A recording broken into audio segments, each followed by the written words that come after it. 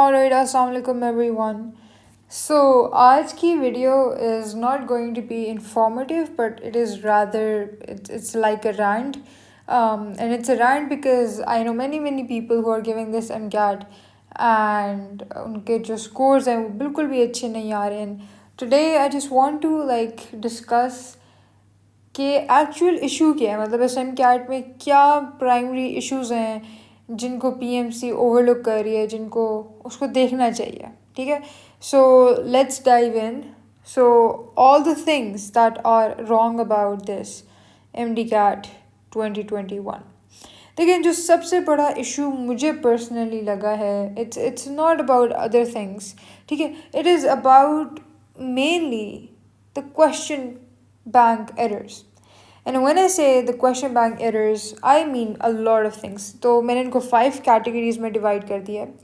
So the first one is the incorrect answers. ठीक है, incorrect answer की है. PMC जो भी question bank use कर रही है उसके अंदर ऐसे क्वेश्चंस मौजूद हैं जिनके आंसर्स गलत मार्क हुए हुए हैं. मैंने यहाँ पे कोई एग्जांपल नहीं दी from the bank itself because they are like too many to quote, and I am pretty sure कि कोई भी जो उनके प्रैक्टिस टेस्ट अटैम्प्ट कर रहा होगा वो इस बात से वाकिफ़ है. ठीक है, and the most fascinating thing is कि despite so many people like MCAT conduct होने से पहले इतने लोगों ने PMC से कहा कि आपके फलाने क्वेश्चन का मतलब आंसर की गलत है, आपका ये गलत है, वो गलत है.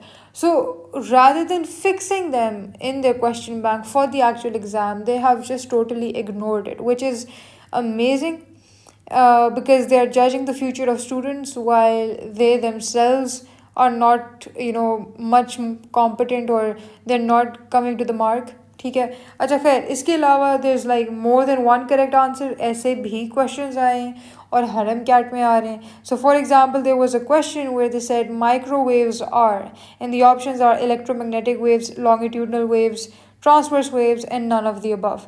Now everyone knows that microwaves do belong to the electromagnetic spectrum. ठीक है, और हमें ये भी पता है कि जितने भी इलेक्ट्रोमैग्नेटिक स्पेक्ट्रम में वेव्स हैं, जितने भी टाइप ऑफ इलेक्ट्रोमैग्नेटिक वेव्स हैं, वो सब की सब ट्रांसवर्स वेव्स होती हैं.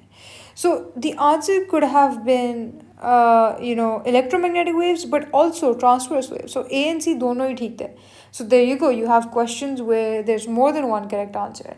Then we're looking at questions which actually have spelling errors. ये क्वेश्चन ले लें, फॉर एग्जाम्पल ये एक्चुअल MCAT के सवाल हैं जो आपके सामने हैं. So they said which particle has the greatest mass, alpha, proton, neutron, election. Now आप मुझे बताएं, आप पूरे पाकिस्तान में इतना बड़ा एक टेस्ट कंडक्ट कर रहे हैं और जो टेस्ट बनाने वाले हैं वो क्वेश्चंस में प्रूफ रीड ही नहीं कर रहे हैं, स्पेलिंग एरर्स ही नहीं निकाल रहे. This is like beyond comprehension. So election से आई एम प्रिटी श्योर उनका मतलब इलेक्ट्रॉन था, and even though someone who is looking at this question can tell कि ठीक है इलेक्शन से उनकी दे एक्चुअली मेंट इलेक्ट्रॉन और वो अल्फ़ा चूज़ कर लेंगे. बट हो सकता है कि आप एक ऐसे क्वेश्चन में स्पेलिंग एरर करें जहाँ पर ये बात इतनी ऑब्वियस ना हो. तो ना this is these are the kind of errors where you can't just cut marks because एक student lag कर रहा था. This is the incompetency of the people who are making this exam, और इससे जो marks lose हो रहे हैं वो बिल्कुल भी students के जो marks हैं उससे नहीं कटने चाहिए. And I'll come to that portion as well. And then let's just move on. Then there's some vague questions. Now I don't remember the options, but there was a question that I came across where they said what are the units of K. ये किसी practice test का सवाल था जो किसी ने मुझे भेजा था. What are the units of K. ना उन्हें कुछ मतलब ऑप्शंस दी हुई थी. अब उनसे एक मेरा सवाल ये है कि what do they mean by K. अब फिज़िक्स में K can stand for a lot of things, and to be honest you can use K for anything at all in physics. ठीक है, क्योंकि ये आपके ऊपर होता है आप क्या साइंस देते हैं. कुछ हम बाय कन्वेंशन यूज़ कर रहे होते हैं, but that's not an absolute. ठीक है, you can choose any symbol for any thing. तो यहाँ पर कम अज़ कम उनको मेंशन तो करना चाहिए कि K comma something. What are we talking about over here. Is K जो कि आपका अकर करता है इन दी जो अगर करते हैं इलेक्ट्रोस्टैटिक फोर्स या जो कुलम्स लॉ है Q1 Q2/4πε r स्क्वायर, उसके अंदर जो 1/4πε होता है उसको हम एज के रेफर करते हैं. अब इस क्वेश्चन में खैर के वही रेफर कर रहा था, but the point is that at least make that clear, right. Students अब बेचारे ऑप्शंस को देखेंगे, उसके यूनिट्स को देखेंगे, वहाँ से खुद फिगर आउट करेंगे भाई कौन से के की बात हो रही है. So then again they are vague questions, and then I think the most favorite of PMC is out of syllabus questions. आपको ढेर सारे आउट ऑफ सिलेबस क्वेश्चंस आ रहे हैं, उन्हें आपको एक सिलेबस प्रोवाइड तो कर दिया, but it just looks like they are picking up questions from any board that they wish. ठीक है, तो उसमें कोई वो पर्टिकुलर ढेर नहीं कर रहे to the own syllabus that they have given. So अब अगेन आई डोंट नो कि because I am not an FSC student, I know कि FSC की बुक्स में इस रिएजेंट का नाम ज़रूर है, इसके रिएक्शन ज़रूर है, लेकिन as far as students have told me PMC के सिलेबस में इसका बिल्कुल भी कोई जिक्र नहीं है. And therefore you are getting a lot of questions on ketones and aldehydes which are actually based in being asked in reference to this reagent. So altogether ये 5 categories हैं जहाँ personally मुझे feel हो रहा है कि PMC is like making a lot of question errors. अच्छा, अब यहाँ पर मैं एक और बात कर दूँ.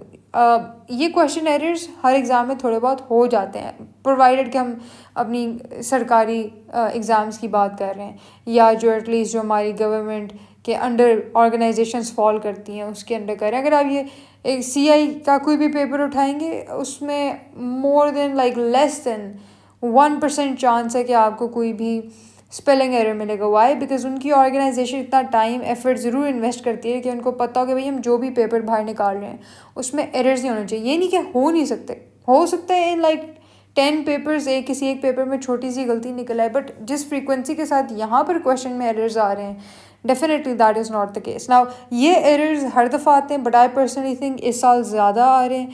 लास्ट ईयर भी आए थे, but last year because there was almost although there were 2, but almost there was a 1 paper for like everyone. तो उसके अंदर बच्चों ने मिल के आवाज़ उठाई थी उन क्वेश्चंस के ख़िलाफ़, and as a result 13 marks were allotted और given to every single person for those questions. But now अब क्या करें, मतलब अब हम कौन कौन किस किस चीज़ पे शोर मचाएगा, because the next thing is that there is a varying levels of difficulty. ठीक है, they are different exam for every individual. तो आप अपने एग्ज़ाम पे शोर मचा सकते हैं जो आपके सामने है भी नहीं, जिसका क्वेश्चन आपके सामने नहीं है, जिसके आंसर्स आपके सामने नहीं है. लास्ट ईयर कम से कम सारे बच्चे एक क्वेश्चन दे रहे थे तो एक साथ आवाज़ तो उठा सकते थे. Now that is not even the case. And so this brings me to the second point, or the second error with this MCAT, which is varying levels of difficulty. And then we are talking about the same merit, right? और जो interesting बात मुझे recently पता चली है वो ये है कि इट्स नॉट एज इफ़ कि हर दिन एक पर्टिकुलर टाइम स्लॉट में पेपर फ़र्क है, यानी there aren't 64 different MDCAT papers, but rather for every single person a random paper is being generated, and that like reassures me about the talk about the random function which I was discussing in one of my previous videos कि किस तरीके से paper बनाएंगे. and that actually this thing reinforces that idea कि computer randomly generate कर रहा है वो सवाल, एक ह्यूज आपके पास क्वेश्चन बैंक है उसमें से रैंडमली जनरेट हो रहे हैं ये सवाल for every single person, right. So in this case, when the computer itself is randomly generating questions, this paper is not going to be balanced then, because it's not as if वो पूरी hierarchy बनाएंगे कि भाई let's say biology, physics, chemistry है और logical reasoning और English है, और अब आपने ठीक है बायो के आपने इतने सवाल देने हैं, केमिस्ट्री के इतने देने, ये तो उन्हें सेट किया होगा. लेकिन आई एम प्रिटी श्योर कि उस केमिस्ट्री में उनने जो सवाल हैं उनको डिफरेंट चैप्टर्स में डिवाइड नहीं किया. उधर सिस्टम को ये नहीं बताया कि हर चैप्टर में से आपने कितने सवाल उठाने. नहीं, इट वुड मोर और लेस बी कि अगर केमिस्ट्री की बात हो रही है तो सिस्टम को पता है कि लेट्स से मैंने 56 क्वेश्चन यहाँ से जनरेट करने हैं, but all the question would be jumbled up, and because that's what I do expect. ठीक है, और अगर वो जम्बल्ड अप सवाल होंगे तो इसका मतलब है कि आपका पेपर हो सकता है कि मेजॉरिटी पेपर एक पर्टिकुलर या 2-3 पर्टिकुलर चैप्टर से आ रहे हैं, और it's not a balance paper at all, right. So paper भी बैलेंस नहीं है. क्वेश्चंस हो सकते हैं एक साइड पे एक चैप्टर या 2 या 3 चैप्टर्स की तरफ ज़्यादा इंक्लाइंड है. रैंडम पेपर सबके लिए आ रहा है तो कोई आवाज़ भी नहीं उठा सकता मिल के कि भाई ये गलत था, ये गलत था. And most importantly, with varying levels of difficulty, how can you make one merit? This is the reason why we have a standardized exam and not just about any exam. ठीक है, standardized exam का मतलब और spirit ही ये है कि सब के लिए एक ही पेपर हो, सेम डिफ़िकल्टी हो, सबको सेम सर्कमस्टांसेस दिए जाएं और फिर हम एवेल्यूएट करें कि कौन उसमें से शाइन कर रहा है और कौन नहीं कर रहा। तो यहाँ पर तो जब लेवल्स ऑफ डिफ़िकल्टी ही फ़र्क हैं, हो सकता है बाई चांस किसी को आसान पेपर आ जाए, हो सकता है किसी को ज़्यादा मुश्किल आ जाए। तो जब वेरिंग लेवल्स ऑफ डिफ़िकल्टी है तो फिर then again you can't really say that it is a standardize exam any more. अच्छा, उसके बाद जो थर्ड इशू है वो है कि ट्रांसपेरेंसी नहीं है, राइट। सो इनिशियली जब MCAT हुआ करता था, बच्चों को कार्बन कॉपी दी जाती थी, तो वो जब घर जाते थे एटलीस्ट उनको ये पता होता था कि हमने हर सवाल में आंसर क्या फिल किया, मतलब हमारा आंसर क्या था। और इवेंचुअली जब आंसर की आती थी तो उनको ये भी पता चल जाता था कि what was the correct answer. Last year they didn't give the carbon copy, जिस पे काफ़ी लोगों ने इस पे इशू रेस किया कि आप कार्बन कॉपी नहीं दे रहे। इस साल तो खैर कार्बन कॉपी को छोड़ें, अब तो अब एक वर्चुअल एग्ज़ाम है। तो उस वर्चुअल एग्ज़ाम के अंदर जो है वो मतलब आपको बस आपका स्कोर मिल रहा है, you are not getting any break down और व्हाट यू गॉट राइट और what you got wrong, which particularly means कि they can do whatever they want. Scores हमें बस अब ट्रस्ट करना पड़ेगा, एक्सेप्ट करना पड़ेगा कि स्कोर्स वाकई में वो सही दे रहे होंगे। That's all we can do, we don't really know for sure.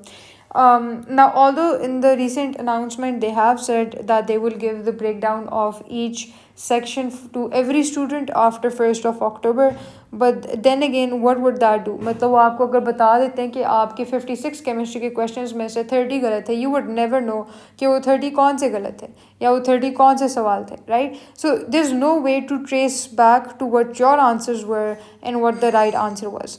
Right, so the breakdown is actually not useful any more. And I think जो बेस्ट चीज़ इस केस में हो सकती है अब ये है कि एक रिज़ल्ट अपील की ऑप्शन मिले टू स्टूडेंट्स कि आप अपना जो रिज़ल्ट है उसको अपील कर सकते हैं। That should be allowed. And once a student appeals for a let's say कि रिकाउंटिंग हो या मैन्युअली काउंटिंग हो या वट एवर, तो उसके अंदर स्टूडेंट को वो ऑप्शन दी जाए कि वो अपना पूरा एग्ज़ाम एवेल्यूएट कर सकते हैं विद द चेकर, यानी खुद बैठ के देख सकते हैं कि what do they what questions they got right and what they got wrong, ताकि दे कैन एक्चुअली कंफर्म कि हाँ मैंने वाकई में यही किया था और यही हुआ है मेरे साथ, right. And this will also help clarify the rumours that are spreading कि उनका सिस्टम काम नहीं कर रहा TEPS का, या फिर क्वेश्चंस आंसर्स रजिस्टर नहीं हो रहे, स्किप्ड क्वेश्चंस जो हैं उनमें इश्यूज़ आ रहे हैं कि जो स्किप हो रहे हैं क्वेश्चंस उनको वापस जाके अटैम्प्ट करें तो उसमें इशू आ रहा है, या फिर सम आर सेइंग कि हम जब आंसर्स चेंज किए तो वो वाले हमारे आंसर्स काउंट नहीं हुए। But then again that's I don't think that is in fact the issue, because जो बच्चे अपने आंसर्स नहीं भी चेंज कर रहे हैं उनके साथ भी यही इशू है कि उनके स्कोर्स बहुत लो आ रहे हैं, और जो बच्चे स्किप नहीं भी कर रहे और जो कर भी रहे हैं दोनों का सेम ही हाल है। So we have absolutely no clue, and that was my brainstorming on the MD